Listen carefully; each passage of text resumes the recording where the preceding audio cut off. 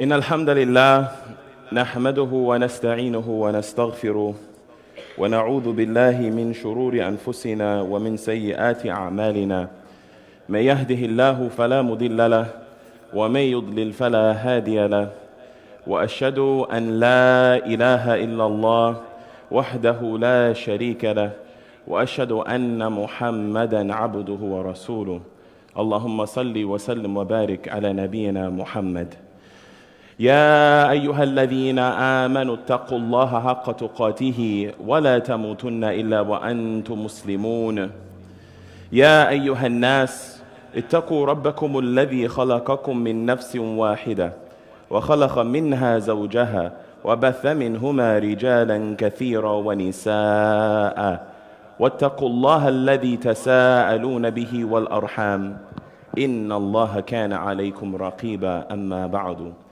فإن خير الكلام كلام الله عز وجل وخير الهدي هدي محمد صلى الله عليه وسلم وشر الأمور محدثاتها وكل محدثة بدعة وكل بدعة ضلالة وكل ضلالة في النار ثم أما بعد. Indeed, we begin by praising Allah Azza wa Jal. We praise Allah and we thank Allah. We seek Allah's help and we seek Allah's assistance in managing and navigating the affairs of our lives. Whomsoever Allah guides is truly guided, and whomever Allah allows to go astray, there is none that can guide. I bear witness that none has the right to be worshipped but Allah and Allah alone. And I testify that Muhammad sallallahu alayhi wasallam is his slave and his messenger, and is a seal of prophethood. I remind myself and I remind all of you with the ayah, O you who believe, fear your Lord Allah in the matters in which He should be feared, and those are in all matters. And do not die except in full and complete submission in Islam. For whosoever is resurrected on the day of judgment believing in a God other than Allah or along with Allah will certainly be from among the people who lose on the day of judgment. Woe to those who are resurrected naked and uncircumcised, as we all will be, believing in a prophet or messenger after Muhammad sallallahu alaihi wasallam, for they too will be from among the people who lose on the day of judgment. Woe to those, my dear brothers and sisters, destruction will be upon those who are resurrected on the day of judgment, a day in which there is no doubt will come, believing in a book of wahi and revelation after the Quran, for they too will be from among the people who lose on the day of judgment. And woe to those who lose on that day, for after it there is no victory. Indeed, the best of speech is the book of Allah, Al-Quran, and the best of guidance is the guidance of Muhammad sallallahu alaihi wasallam. And the most evil of matters are the religious innovations. Every religious innovation is a going astray, and all of it leads nowhere except that it will earn an individual, male or female, young or old, whosoever is engaged in innovation, it will never be accepted from them. They will receive the anger and the wrath of Allah, and Allah subhanahu wa ta'ala will indeed punish them in this life as well as in the next life. My dear brothers and sisters, indeed, Allah subhanahu wa ta'ala has sent down this Quran upon us.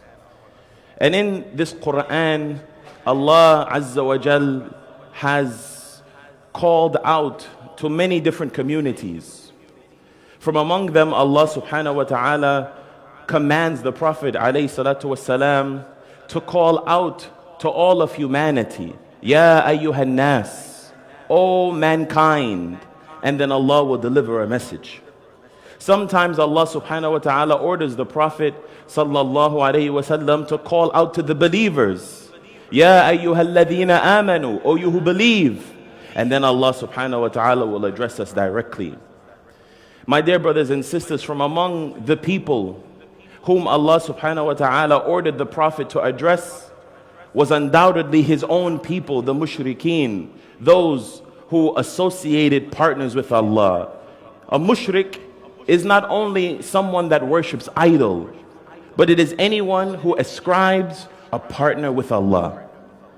And from among the commands that Allah subhanahu wa ta'ala ordered the Prophet to tell them is the beautiful ayah, which is the purpose of today's khutbah. Allah subhanahu wa ta'ala ordered the Prophet alayhi salatu wasalam to say, قُلْ إِنَّ الصَّلَاةِ وَنُسُكِي وَمَحْيَايَ وَمَمَاتِي لِلَّهِ رَبِّ الْعَالَمِينَ. Say to them, O Muhammad sallallahu alayhi wasallam, that my prayer, my sacrifice, my life, and my death, lillahi rabbil alameen. All of it is for Allah subhanahu wa ta'ala, the Lord of the worlds. This command was given directly towards the mushrikeen. Why? Because they used to pray to other than Allah. They used to call out to other than Allah. And indeed, the Prophet ﷺ has taught us, ad-du'a huwa al-ibadah, that to make dua and to supplicate to something, it is an act of worship. And indeed, as we say every single day in Surah Al-Fatiha, إِيَّاكَ نَعْبُدُ, you alone we worship. So that necessitates that it is only Allah subhanahu wa ta'ala whom we call out to. وَإِيَّاكَ نَسْتَعِينَ, and you alone we ask for assistance. The mushrikeen, whether they were 7th century pagan idol worshippers or the mushrikeen of today, whosoever takes Isa ibn Maryam as a god besides Allah or along with Allah is a mushrik. Whosoever does not worship Allah alone without any partners is a mushrik. Today and then, not only would they pray for other than Allah, they sacrifice for other than Allah. They live their life for other than Allah. And they die in the cause of other than Allah subhanahu wa ta'ala.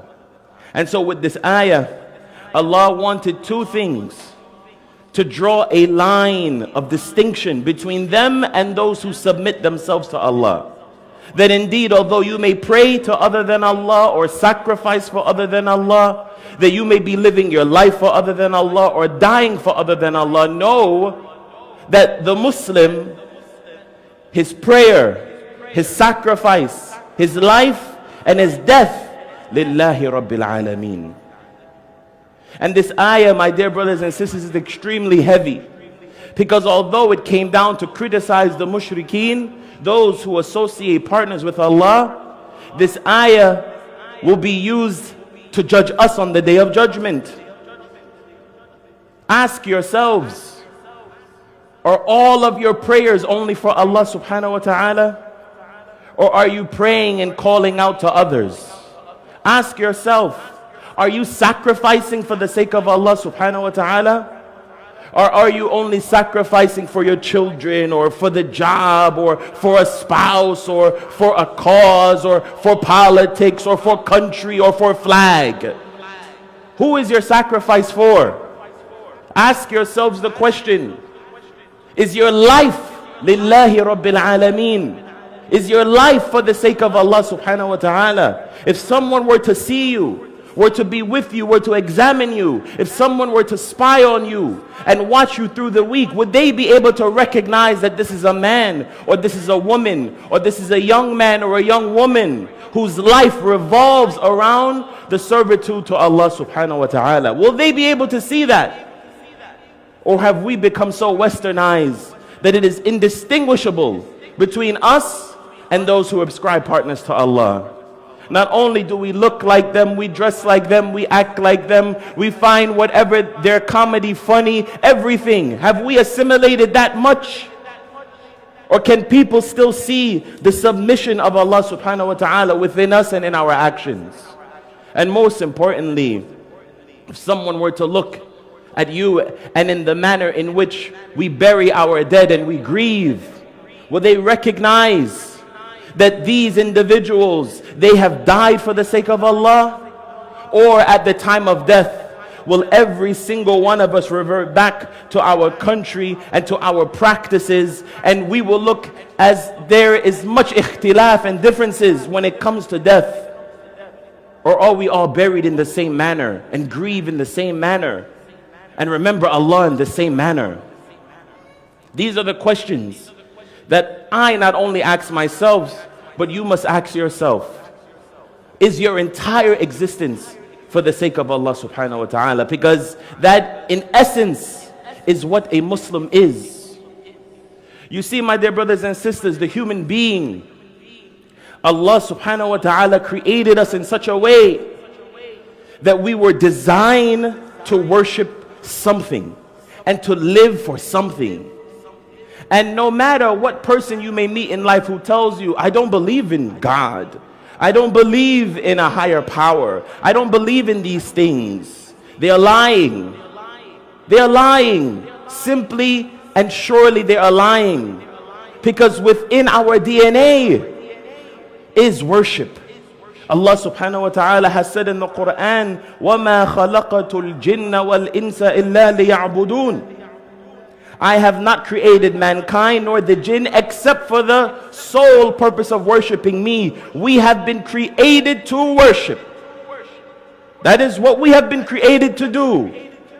And if we look out at the children of Adam, we will find that we are indeed fulfilling that action. We are all worshiping something. But what are we worshiping? Who are we worshiping? When it comes to the children of Adam, male and female, young and old, literate and illiterate, you find that they fall into one of three categories. The first of them and the best of them are those who worship Allah subhanahu wa ta'ala. They understand the purpose of their creation.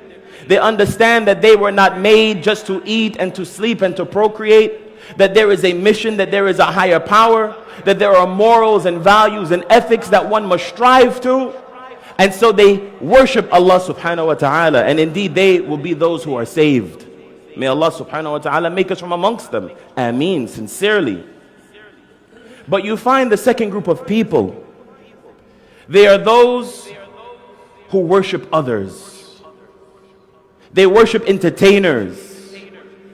They worship actors and athletes. They worship political figures. They worship kings and queens and people of royal blood. You find this throughout humanity and amongst us today.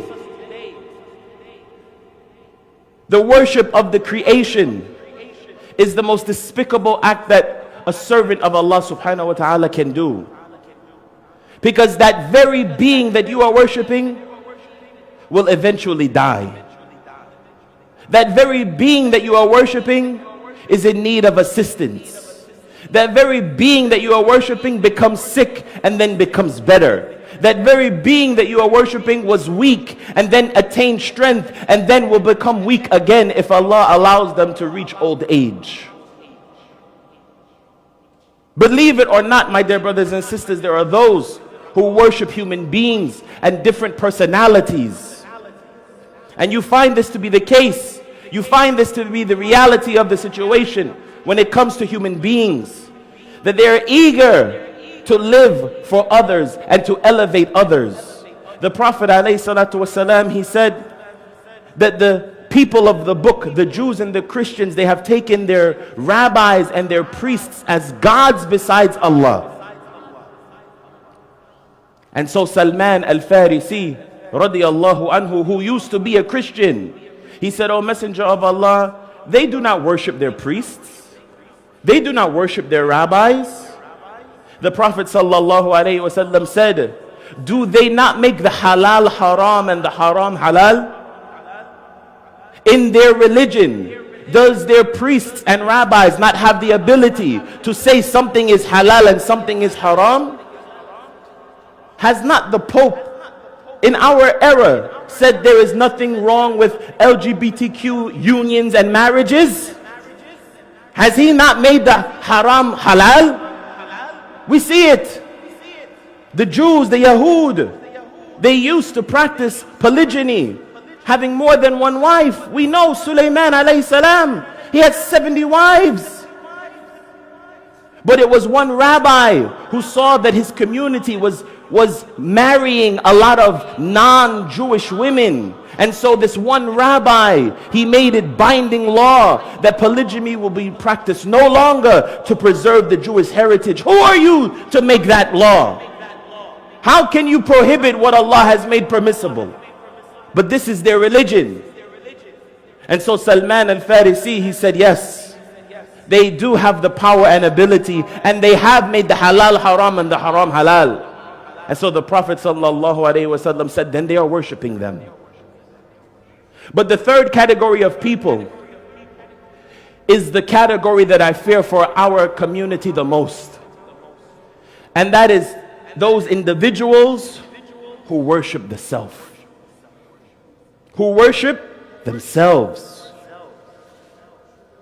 Allah subhanahu wa ta'ala tells us in the Quran, أَفَرَأَيْتَ مَنِ اتَّخَذَ إِلَهَهُ هَوَاهُ وَأَضَلَّهُ اللَّهُ عَلَى عِلْمٍ وَخَتَمَ عَلَى سَمْعِهِ وَقَلْبِهِ وَجَعَلَ عَلَى بَصَرِهِ غِشَاوَةً فَمَنْ يَهْدِيهِ مِنْ بَعْدِ اللَّهِ أَفَلَا تَذَكَّرُونَ.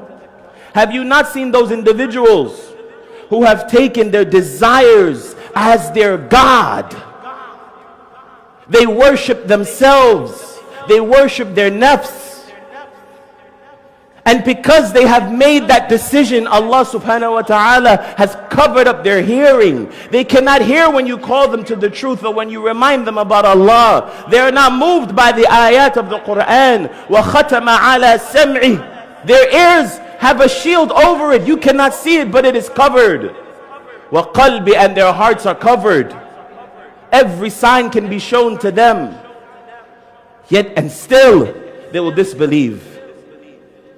Allah subhanahu wa ta'ala says, not only have we covered their ears and their hearts, but we have placed a veil over their eyes so they cannot see the truth even if it was standing right in front of them. Who will guide them after Allah? Can't you see? Don't you think? Will you not be mindful? My dear brothers and sisters, it is the worship of the self that worries me the most. For you find that we as a society and as a community have been infatuated and indulged with the self. Our social media is named after the worship of the self, the iPhone. Who are you? MySpace back in the day. Facebook. Do you think these things are given these names by chance or by random? They are feeding your ego, feeding your nafs, so that you may only serve yourself. So that you may only serve yourself. You find that when we look throughout the Quran, there is one individual who stands out amongst all of the criminals that Allah subhanahu wa ta'ala has told us about within the Quran, and indeed that is Fir'aun. Why? Because of his infamous statement, Ana rabbukumul a'la, I am your highest Lord. However, that is not the only thing that Fir'aun has said. Not only did Fir'aun tell his people that he was their Lord, he believed it. You see, there is a difference where you try to mislead people and then those who actually believe their own lies. And Fir'aun is a case study of this. In Surah Al-Zukhruf, Allah subhanahu wa ta'ala tells us, وَنَادَ فِرْعَوْنُ فِي قَوْمِهِ. Fir'aun, he called out to his people. قَالَ يَا قَوْمِ. He said, oh my people, أَلَيْسَ لِي مُلْكُ مِصْرَ.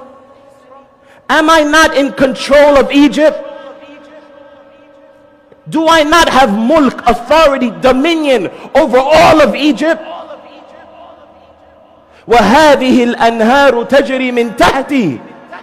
Do I not cause this river to run? These rivers and streams, it is I that make it run. It is I who am in control. أَفَلَا تُبْصِرُونَ. Can't you see? Subhanallah. He worshipped himself and believed in his own lies so much that he actually believed it was because of him that everything was happening in Egypt, even the rivers flowing was a result of him. But my dear brothers and sisters, as crazy as that statement is, and as much as we are shaking our heads and saying, how could someone be so deceived to say such a thing? Indeed, Many of us believe even worse than his statement. I do not say this lightly, because Fir'aun is a shaitan from amongst al-insan, just as Netanyahu and the rest of them. But at least he limited his authority and his control and his dominion over Egypt.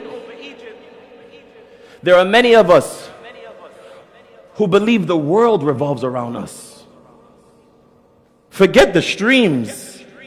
Forget the borders of Egypt. There are many of you who believe the world revolves around you. When you are upset, everyone must be upset. When you are happy, it's okay for everyone to be happy. You believe that when things go bad, why is this happening to me? I don't deserve any of this. We are so quick to recall the good that we have done. But Allah subhanahu wa ta'ala will remind us on the day of judgment of all of our evils. And Allah will list them in numbers for us. We truly have a problem when it comes to the self and to the ego. And if we are not careful, we will find ourselves living a life outside as a Muslim, but being resurrected on the day of judgment amongst the mushrikeen and amongst the kuffar. My dear brothers and sisters, Fir'aun is an individual that I have read about within the Quran. But I tell you, I have seen many fara'in in front of my own eyes. And maybe, if I am humble enough to say that perhaps one of those pharaohs that I have seen was when I looked in the very mirror myself, before I had to rectify myself and check my ego and ask the hard questions and weigh my deeds. As Umar bin al-Khattab radiallahu anhu used to say, weigh your deeds before they are weighed. Are we waiting till the day of judgment to find out where we stand in the sight of Allah subhanahu wa ta'ala? Umar committed one mistake, disagreeing with the Prophet ﷺ at the Treaty of Hudaybiyah, standing in front of him, blocking him, and questioning him as to why he would make such a treaty.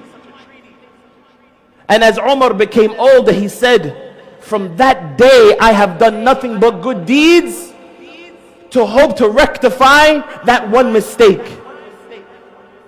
I have yet, and I do not claim that they do not exist, but I have yet, either within myself first and foremost, or meet anyone who has ever said, the deeds that I am doing is connected to this one sin that I did. We've totally forgotten about that sin. We've totally forgotten about that mistake, about that slip of the tongue, about that gaze, about that action. But this is why Allah subhanahu wa ta'ala rectified the affairs of the companions, radiyallahu anhum wa ardahum. And this is why you find that no matter how much money we have, our problems don't go away. That no matter how much health Allah gives us, our problems do not go away. Because Allah subhanahu wa ta'ala has divided our affairs. Because we are unable and unwilling to hold ourselves accountable.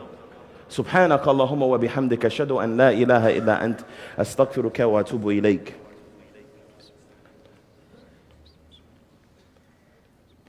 الحمد لله اللهم صل وسلم وبارك على نبينا محمد أما بعد.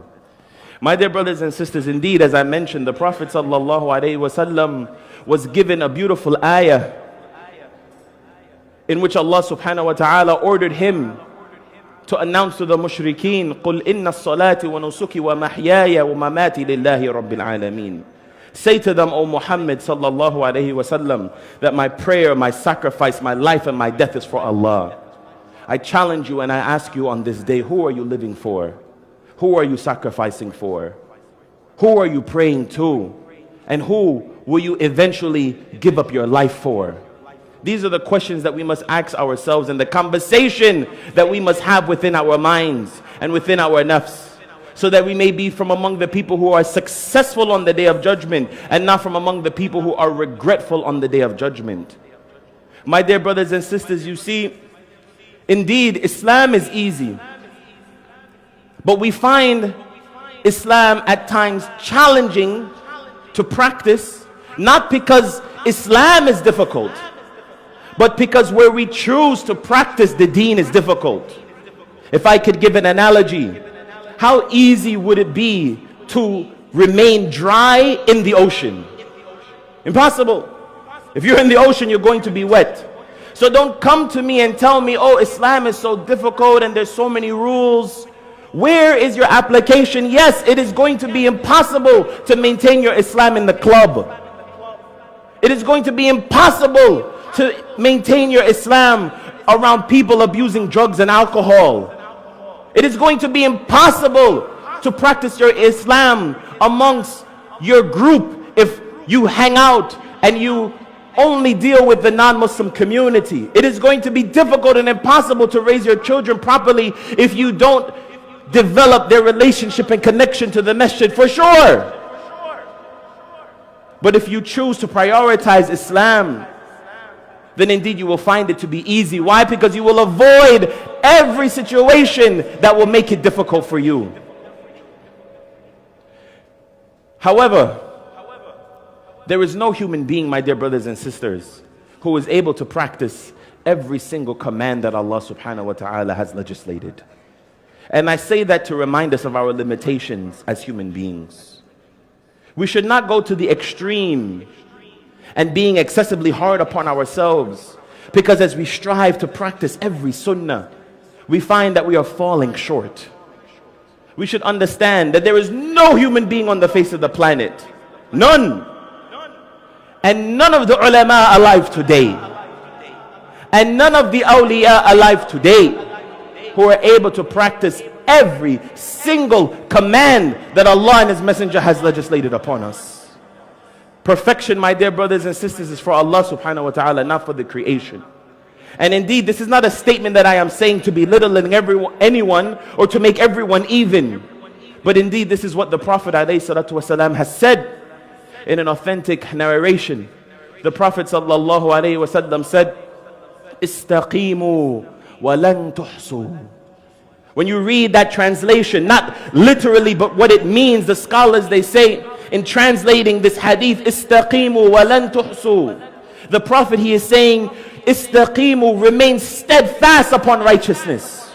Every day put your best foot forward. Every day try to remain upon this straight path. Wa lan tuhsu, although you will never be able to fulfill all virtuous acts. Just because we will never be able to do everything that Allah commands us does not mean that we should not start every day with our right foot forward, striving to live up to all of the tenets of Islam. This is what we call balance. So be balanced with yourself and your children. Understand that we have days that are better and days that are worse. But weigh your deeds, judge yourselves, hold yourself accountable. Ask yourself, who are you truly being obedient to? For there are some of us who expect and demand a level of obedience from our wives and our children that we don't give the Creator. When you speak, you want your wife to jump, but Allah commands you and you sleep. When you order, you want your children to obey and to submit. But when Allah orders you, you take the shortcut. We must do better. If we want our children and our spouses to show us a level of obedience that is good and proper, give that same effort for Allah subhanahu wa ta'ala. My dear brothers and sisters, indeed, in closing, we ask that Allah subhanahu wa ta'ala unite the Muslims across the globe. We ask Allah subhanahu wa ta'ala to help all of our brothers and sisters in Palestine, and to help to end the conflict in Sudan, and to help all of the people who are oppressed wherever they are. My dear brothers and sisters, indeed, we need Allah subhanahu wa ta'ala to make us love one another for His sake. So we ask Allah subhanahu wa ta'ala to unite our hearts. We ask Allah subhanahu wa ta'ala to make us love one another for His sake and not for deen or for dunya. We ask Allah subhanahu wa ta'ala to make us from among those who hear and obey His commands. We ask Allah subhanahu wa ta'ala to purify our hearts. ربنا آتنا في الدنيا حسنة وفي الآخرة حسنة وقنا عذاب النار. ربنا إننا آمنا فاغفر لنا ذنوبنا وقنا عذاب النار. إن الله وملائكته يصلون على النبي يا أيها الذين آمنوا صلوا عليه وسلموا تسليما. اللهم صل على محمد وعلى آل محمد كما صليت على إبراهيم وعلى آل إبراهيم إنك حميد مجيد. وأقم الصلاة.